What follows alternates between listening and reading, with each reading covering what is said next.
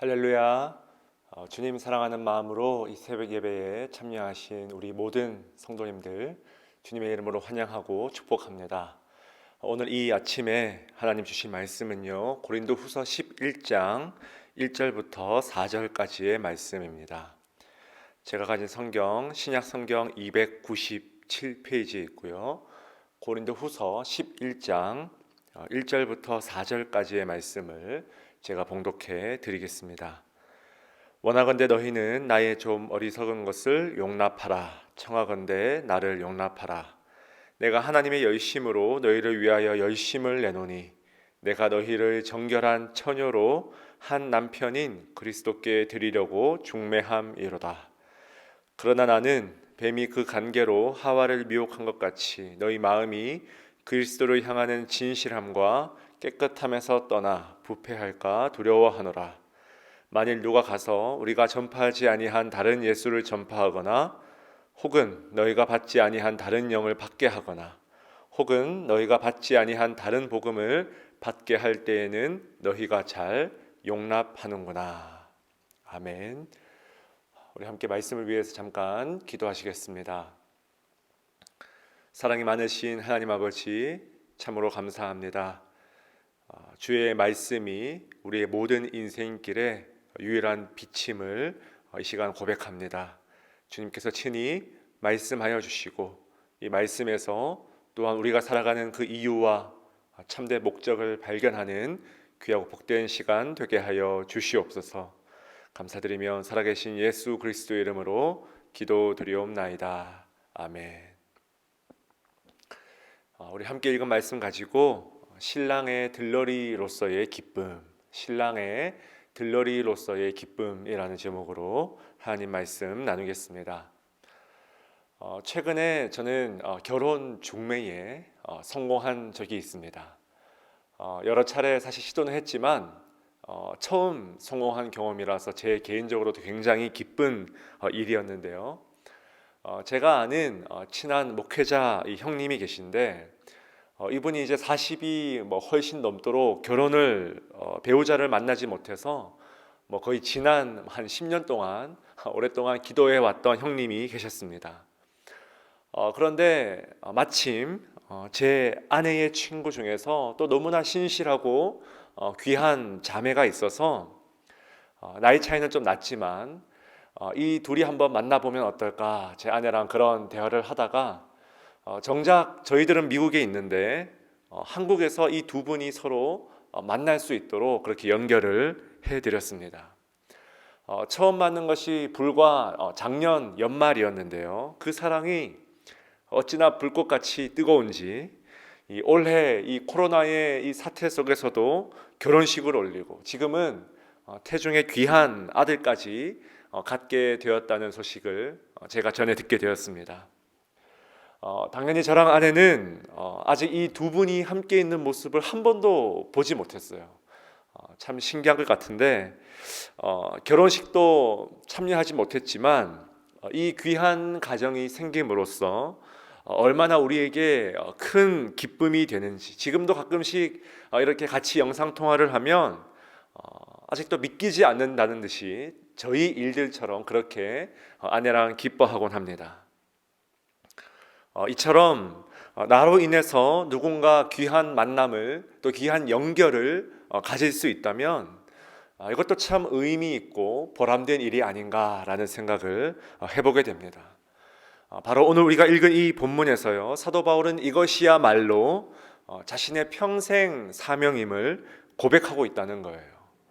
우리 2절 말씀 함께 보시면요, 내가 하나님의 열심으로 너희를 위하여 열심을 내노니 내가 너희를 정결한 처녀로 한 남편인 그리스도께 드리려고 중매함이로다. 아멘. 여러분, 참 귀한 고백이죠. 말하자면 일종의 바울의 목회 철학이랄까요. 바울은 뚜렷한 이력서나 추천서를 가지고 다니진 않았지만 이렇게 확고하고 명백한 자신의 목회 철학을 가지고 있었다는 것입니다.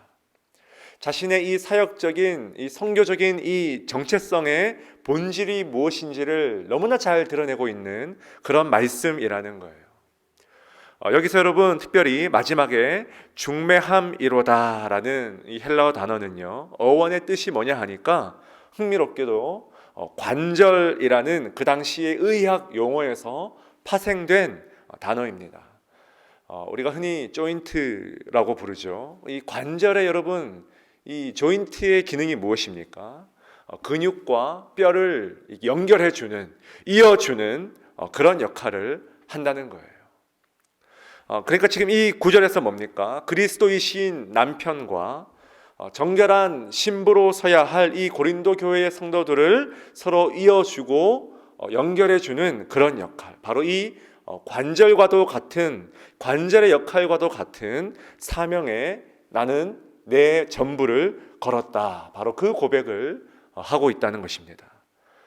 더 넓은 의미로 해석하자면 나는 신랑의 들러리로서 정결한 신부를 얻고자 하는 그리스도의 그 거룩한 소원을 돕는 일에 내가 전력을 다하겠다, 그런 의미라는 것입니다. 우리가 흔히 결혼식장에 가보면요, 이 결혼의 주인공인 이 신랑과 신부 외에도 그 결혼식을 더욱더 아름답고 풍성하게 해주는 존재가 누구입니까? 바로 이 신랑과 신부의 친구들 혹은 들러리들이죠. 특히나 이 신랑 신부의 이 만남에 내가 조금이라도 기여를 했다면 그 결혼식에 참여하는 기쁨과 의미는 아마 남다를 것입니다. 그래서 여러분, 세례 요한이 요한복음 3장 29절에서 이런 고백을 하지 않습니까? 신부를 취하는 자는 신랑이나 서서 신랑의 음성을 듣는 친구가 크게 기뻐하나니 나는 이러한 기쁨으로 충만하였노라. 그는 흥하여야 하겠고 나는 쇠하여야 하리라. 아멘. 세례 요한이 고백합니다. 신랑의 친구로서, 말하자면 신랑의 들러리로서 뭡니까? 이 신부를 취하는 신랑의 이 모습만 봐도 너무 기쁘다는 거예요. 바로 신랑의 들러리로서 가지는 기쁨이죠. 나는 이러한 기쁨으로 충만하노라. 내 한평생 신랑 되신 이 예수 그리스도의 들러리로서 예수의 기쁨을 위해서 내가 일할 수 있다면, 기여할 수 있다면 나도 크게 기뻐하며 그 기쁨의 충만함으로 오늘 이 하루하루를 살아가겠다, 그런 고백을 세례 요한도 하고 있다는 것입니다. 광야에서 여러분 메뚜기와 석청만 먹어도 세례 요한은 기쁘다는 거예요. 왜요? 신랑의 친구이자 들러리로서 기여할 수 있기 때문에. 자, 이렇게 여러분 세례 요한처럼, 또한 사도 바울처럼 저와 여러분도 이 신랑 되신 예수 그리스도의 들러리로서 큰 기쁨을 누릴 수 있길 주님의 이름으로 축원드립니다. 자, 그렇다면요, 여러분 신랑의 들러리로서 이 기쁨의 사명을 감당하기 위해서 우리가 무엇을 해야 할까요? 자, 오늘 말씀은 크게 본문 말씀은 두 가지를 말하고 있습니다. 첫 번째로 여러분 2절 말씀에서요, 바울은 내가 하나님의 열심으로 너희를 위하여 열심을 낸다, 그렇게 고백하고 있습니다. 성경에서 여러분 이 열심이라는 단어는 기본적으로 질투라는 의미를 가지고 있습니다. 그러니까 질투하시는 하나님의 그 속성을 늘 우리는 이 가슴에 새겨야 된다는 거예요. 왜 그렇습니까?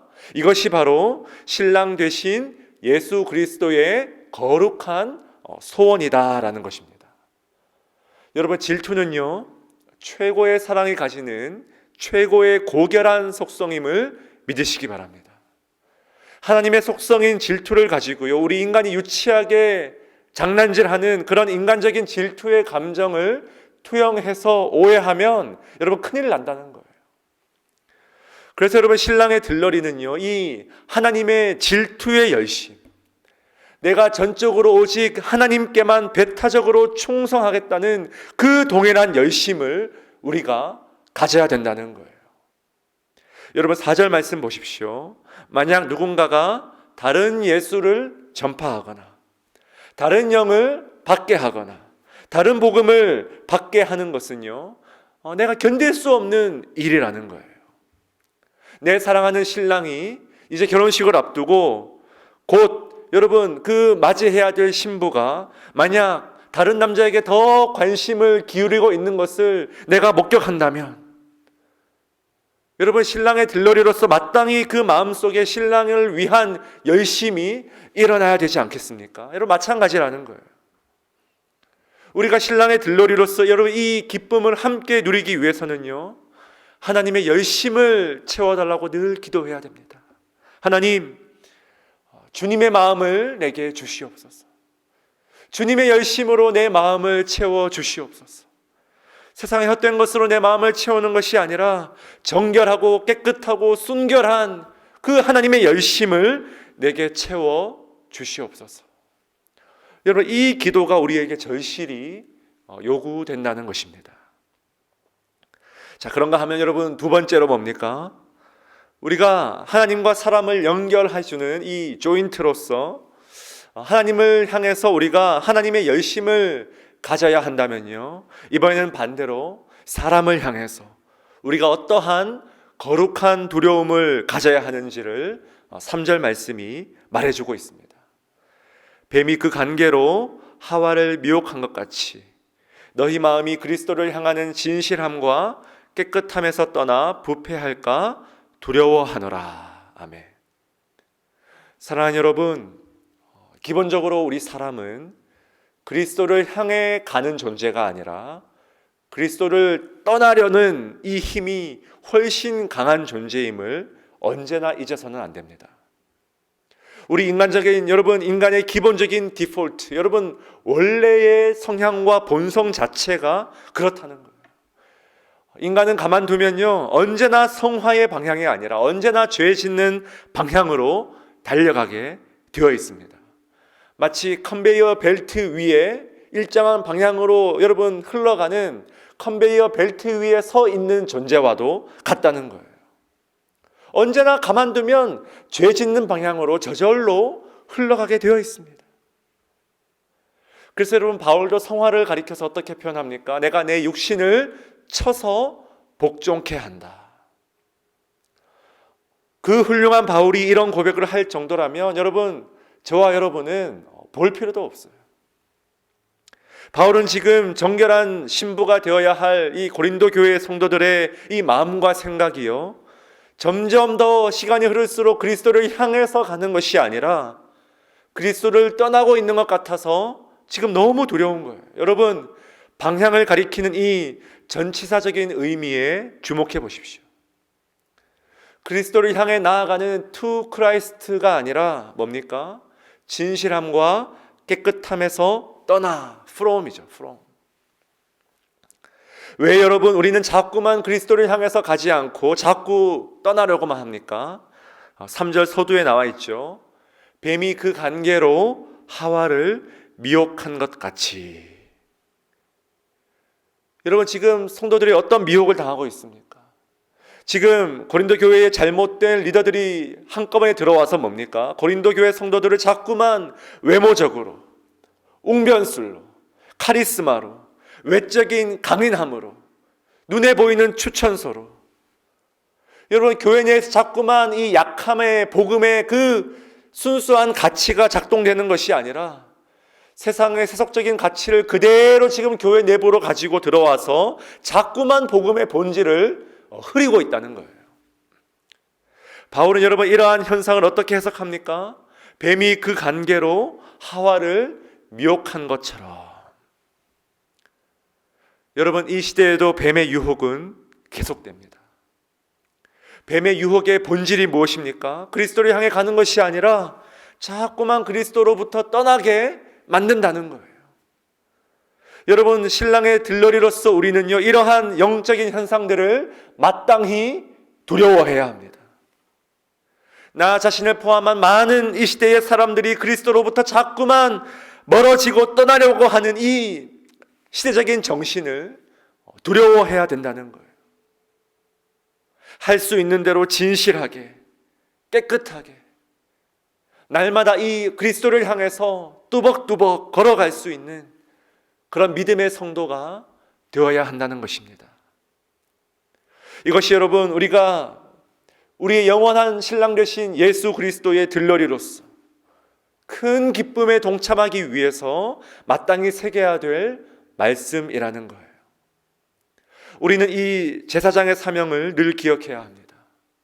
나로 인해서 내 가정이 더욱더 주님 앞에 정결한 신부가 되어지고, 나로 인해서 내 교회가, 내가 만나는 사람이, 내 공동체가 더욱더 정결한 신부가 되어지고, 바로 그 기쁨, 이 귀한 사명 여러분 기억하여 주님과 함께 큰 기쁨 복되게 누리시는 저와 여러분 될 수 있길 주님의 이름으로 축원드립니다.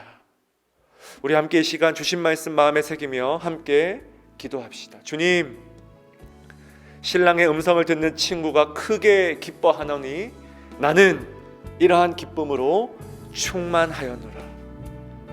이 세례 요한과 사도 바울의 고백이 이 마지막 시대에 살아가는 우리의 고백되게 하여 주시옵소서.